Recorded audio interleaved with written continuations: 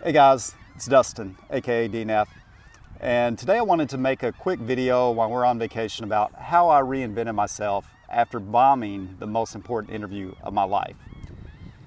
So what you see now and what you've seen for me as a leader was not who I was 15 years ago. I was always able to make a job fun. I was always able to develop people, but I was not able to show my true value in interviews. So today I'm going to walk you through my story, what I figured out, and how you can implement this strategy as well. So rewind back, I didn't want to leave where I was at, but I knew in order for me to get promoted, I had to go somewhere else because there were going to be no spots opening up. Both my direct manager and the manager above that had been there for over 10 years, so they were not going anywhere. I was in college, I had a great group of friends. I love basketball. I could play basketball any day of the week. I was in one of the coolest concepts in the entire company. So it took a lot for me to move, but I took a gamble and a risk because I knew that the only way I could move up was to move. So it was the best decision I made ultimately. So I moved to Gulfport, Mississippi. I was there, I figured I'd be there for about 6 months. And that was kind of the time frame I was on. They interviewed me for an opening. And I was the only person they interviewed for this role. And I got the call the day before Thanksgiving saying, hey, you were the only person we interviewed, but you bombed this interview so bad, we are not offering you this position. So, one thing that I had to do right then and there was the feedback. I had to listen to the feedback. So the feedback was, you did not talk about people one time in your interview. It was all about business results, how you delivered results. So right then and there, I listened to the feedback. Obviously, it took a few days to soak in. I was pretty upset. Did I make this move for nothing? And what I thought was a 6-month move ended up being about a year and a half.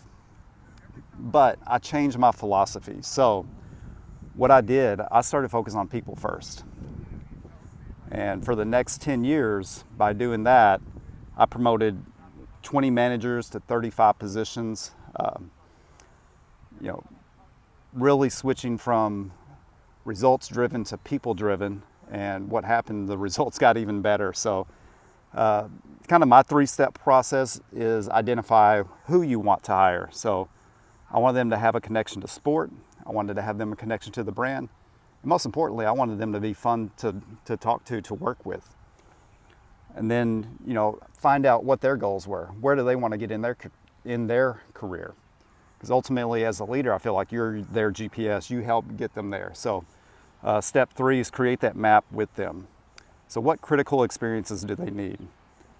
What fundamentals do they have? Then identify the role they want, the location, and then build and lean on your network.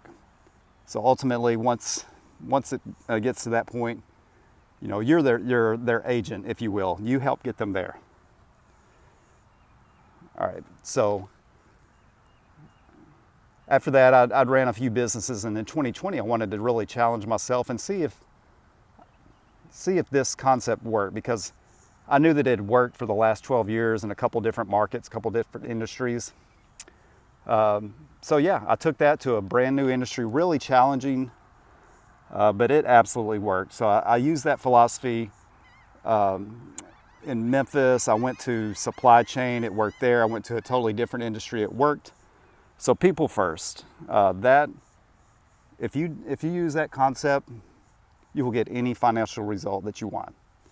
So that is it for this video. I thought I would just make a quick video while we're here in Ocean Springs, and see y'all on the next one.